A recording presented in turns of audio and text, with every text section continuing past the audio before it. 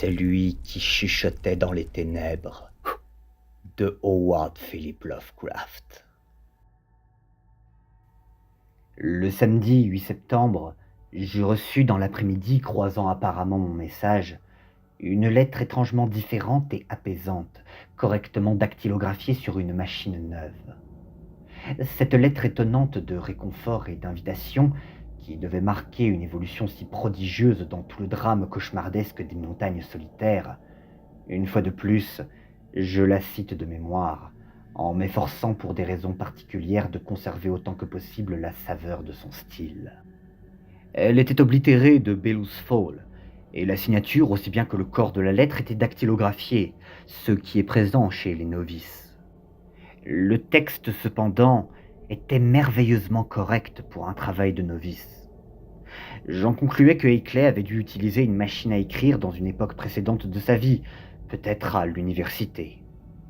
Mais dire que la lettre me soulagea tenait évidemment de sa nature, mais sous ce soulagement restait pour autant un soubresaut de malaise. Si Hinckley avait été sensé dans sa peur, en était-il aujourd'hui sensé dans sa délivrance?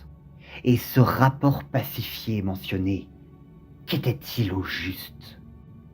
Tout cela impliquait un renversement si diamétralement opposé à l'attitude précédente d'Hinckley. Mais voici la substance du texte retranscrit avec soin de mémoire. Une mémoire dont j'ai quelques raisons d'être fier. À l'attention de Monsieur Albert N. Wilmarth, Université Miskatonic, Arkham, Massachusetts, de Townshend, Vermont, le jeudi 6 septembre 1928. Mon cher Wilmarth, c'est avec beaucoup de plaisir que je peux vous rassurer désormais à propos de toutes ces choses idiotes que je vous ai écrites. Je dis idiotes, même si par là j'entends plus mon attitude effrayée que mes descriptions de certains phénomènes. Ces phénomènes sont réels et d'importance évidente. Ma faute a seulement été d'adopter une attitude anormale envers eux. Je crois vous avoir mentionné que mes étranges visiteurs avaient commencé à communiquer avec moi et établi cette communication. La nuit dernière, cet échange oral est devenu effectif. En réponse à un signal convenu, j'ai laissé entrer chez moi un messager de ceux de là-bas. Un être humain, je précise tout de suite.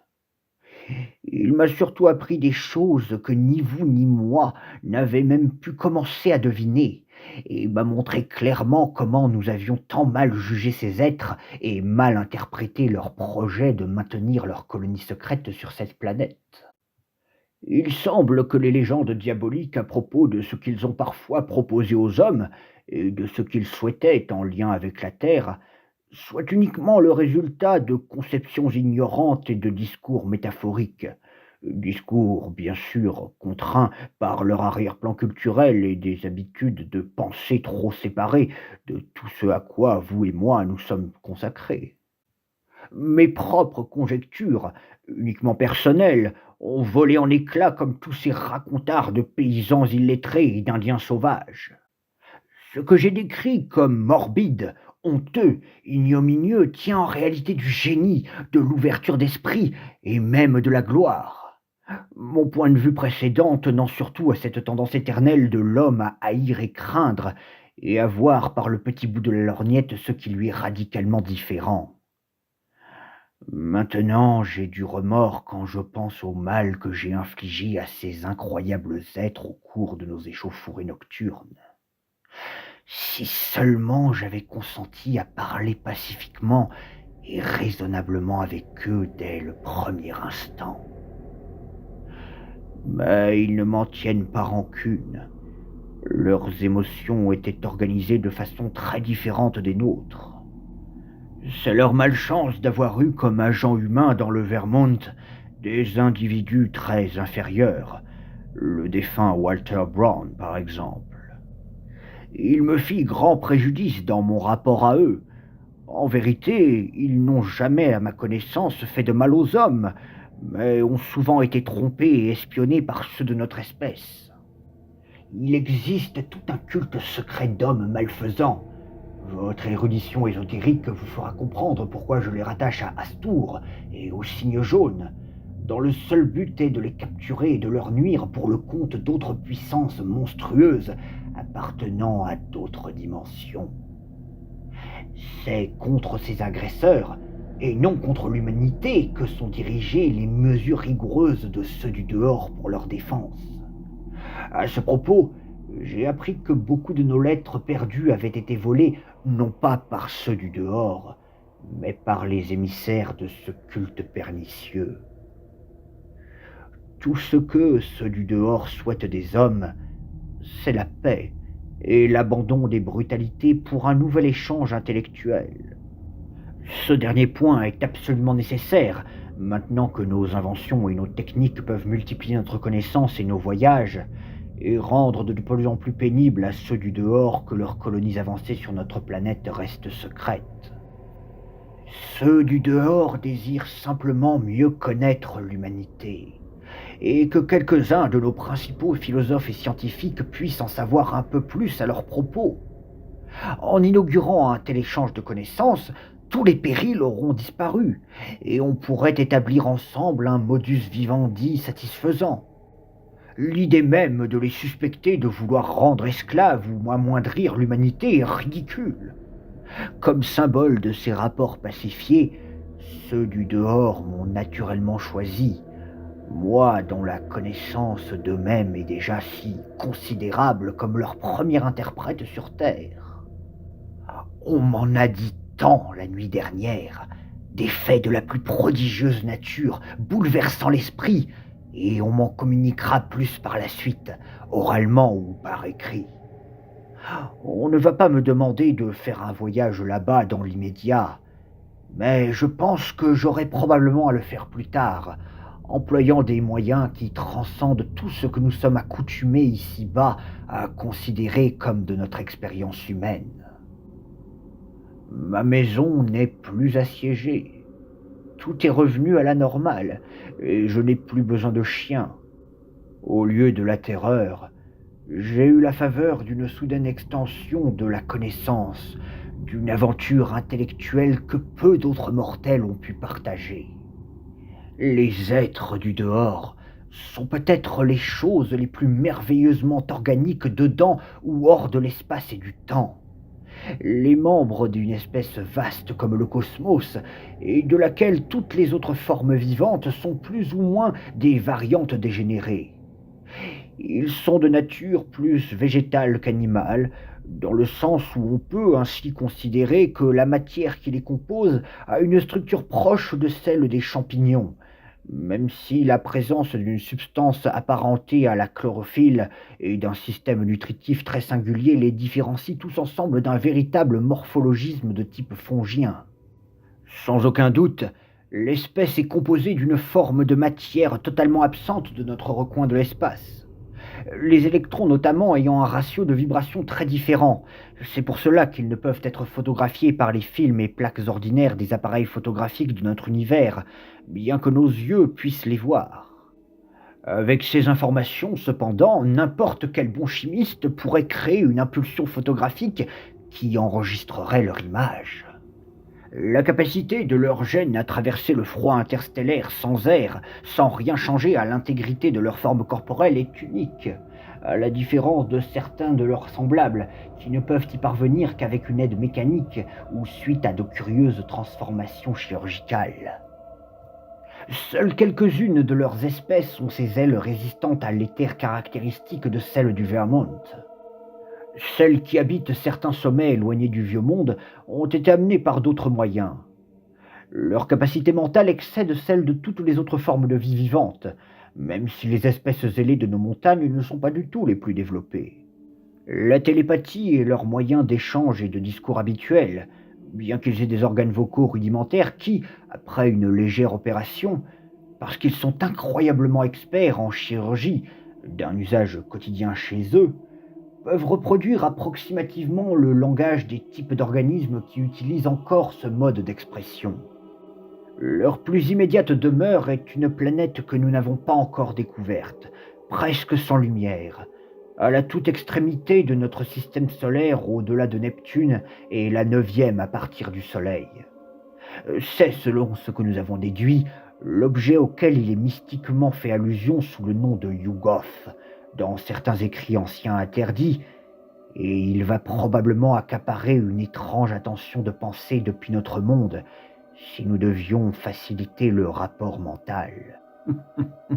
Je ne serais pas surpris si les astronomes devenaient assez sensibles à ces courants de pensée pour découvrir Yugoth, lorsque ceux du dehors souhaiteront qu'ils le fassent. Mais Yugoth, naturellement, n'est qu'une étape. La plupart de ces êtres habitent dans des abîmes étrangement organisés qui dépassent les plus extrêmes limites de l'imagination humaine. Le globule espace-temps où nous voyons la totalité de l'entité cosmique n'est qu'un atome dans l'infini véritable qui est le leur. Et de cet infini, tout ce qu'un cerveau humain peut contenir me sera un jour révélé, comme il ne l'a été qu'à 50 autres hommes depuis que la race humaine existe. Sans doute, vous croirez probablement d'abord à un délire, Wilmarth, mais peu à peu, vous comprendrez la formidable chance qui est la mienne, et je souhaite que nous la partagions le plus possible et pouvoir vous transmettre toutes ces milliers de choses que je ne saurais exprimer sur le papier. Je vous ai jusqu'à présent déconseillé de venir me voir, mais maintenant, tout est sûr. Et c'est avec plaisir que je lève cette mise en garde et que je vous invite. Pourriez-vous faire un saut ici avant de commencer votre trimestre à l'université? Ce serait absolument merveilleux si vous le pouviez. Apportez l'enregistrement et toutes mes lettres comme documents à consulter. Nous en aurons besoin pour reconstituer toute cette formidable histoire. Rapportez aussi les tirages Kodak, parce que je crois que j'ai égaré les négatifs et mes propres preuves dans toute cette agitation récente.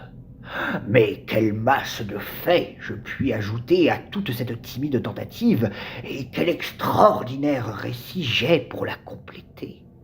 N'hésitez pas, plus personne ne m'espionne, et vous ne croiserez rien de non naturel ou de perturbant. Venez tout simplement et je vous prendrai en voiture à la gare de Brattleboro. Organisez-vous pour rester tout le temps que vous pouvez, et attendez-vous à pas mal de soirs à discuter de ces choses au-delà de toute conjecture humaine. N'en parlez pas cependant à personne. Cette affaire ne doit pas concerner le public toujours si confus. La ligne de train de Brattleboro n'est pas si mal. Vous trouverez les horaires à Boston. Prenez le Boston and Main jusqu'à Greenfield, vous y trouverez la meilleure correspondance. Je vous suggère de prendre le 16h10 à Boston, horaire de l'Est. Il arrive à Greenfield à 19h35 et à 21h19 un train en repart qui arrive à Brattleboro à 22h01, du moins les jours de la semaine. Dites-moi seulement la date et vous me trouverez en voiture à la gare. Désolé pour cette lettre dactylographiée, mais mon écriture manuscrite a été trop secouée ces derniers temps, comme vous le savez, et je ne me sentais pas capable d'écrire aussi longuement. J'ai acheté cette Corona à Brattleboro hier. Elle a l'air de fonctionner très bien. En attente d'une réponse, et espérant vous voir bientôt avec l'enregistrement, toutes mes lettres et les tirages Kodak. Bien à vous, Henry W. Clay.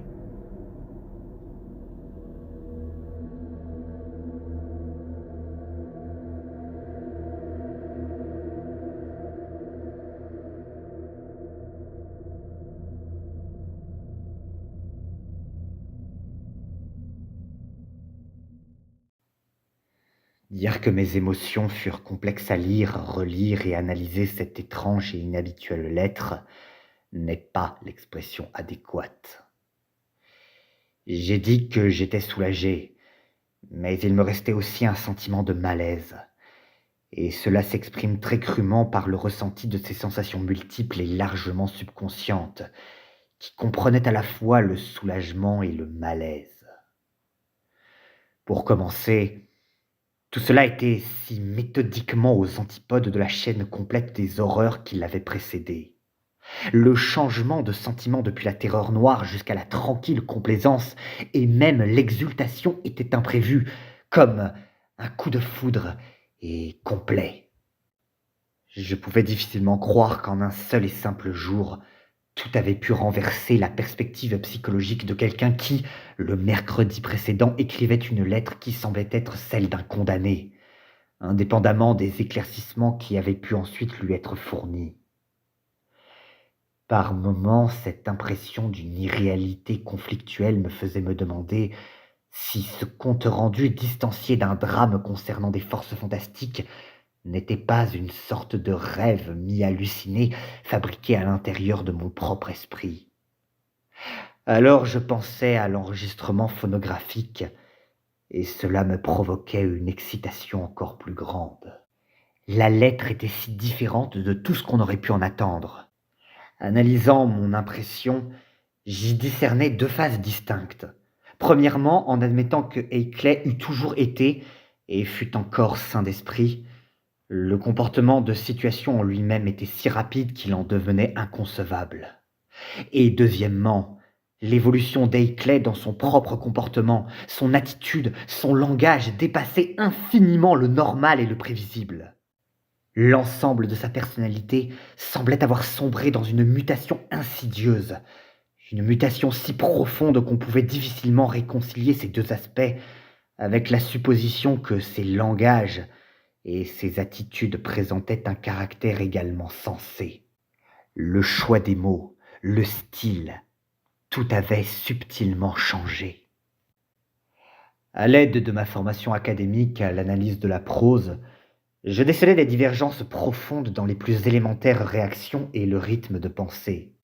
Certainement, le cataclysme émotionnel de la révélation qui avait dû produire un retournement aussi radical pouvait induire ces renversements extrêmes. Oui, en bien des sens, cette lettre était caractéristique d'Haley. La même vieille passion pour l'infini, la même vieille tendance scolastique à raisonner dans le monde savant. Mais je ne pouvais à un instant, ou plus d'un instant, croire à un faux ou à une substitution malveillante. L'invitation, l'empressement à me faire vérifier en personne la véracité de la lettre, ne prouvait-elle pas son authenticité?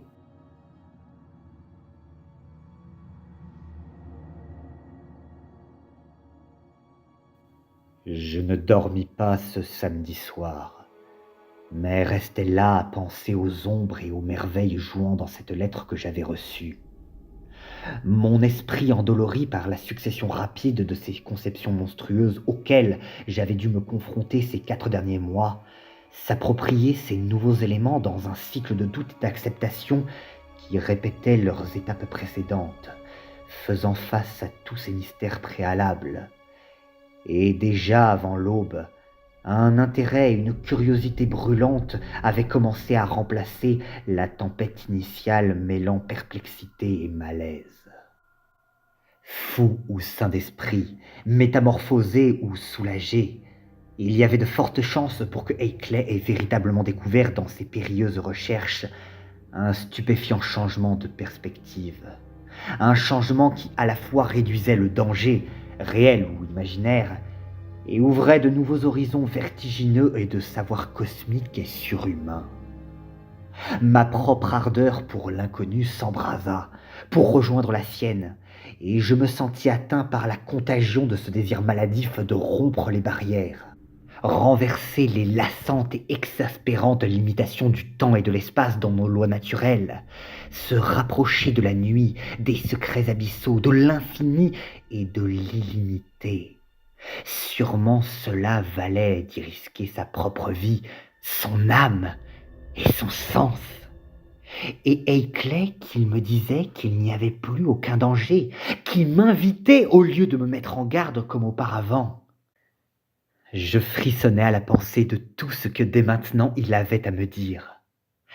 C'était une fascination quasi paralysante de la pensée, de venir s'asseoir dans cette ferme solitaire et reculer devant un homme qui avait échangé directement avec les émissaires des êtres de l'au-delà de l'espace, de s'asseoir là, avec l'enregistrement terrible et la pile de lettres dans laquelle Haley avait compilé toutes ses conclusions préliminaires.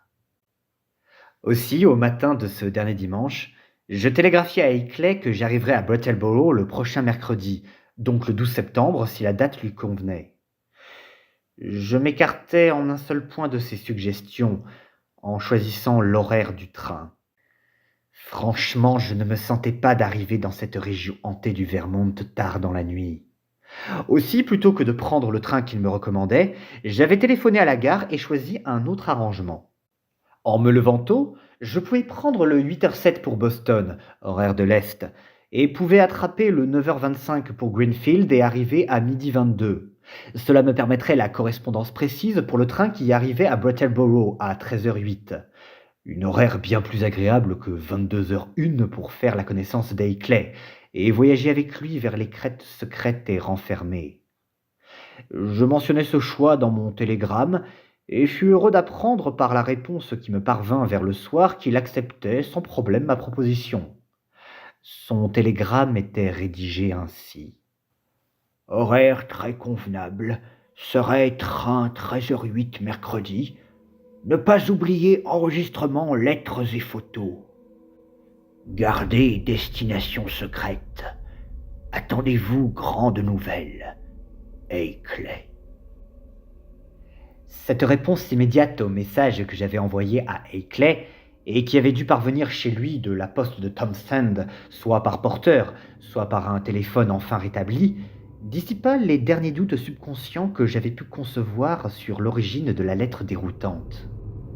J'éprouvais un vif soulagement, beaucoup plus vif qu'en fait je n'aurais dû le ressentir, puisque tous les soupçons étaient profondément étouffés.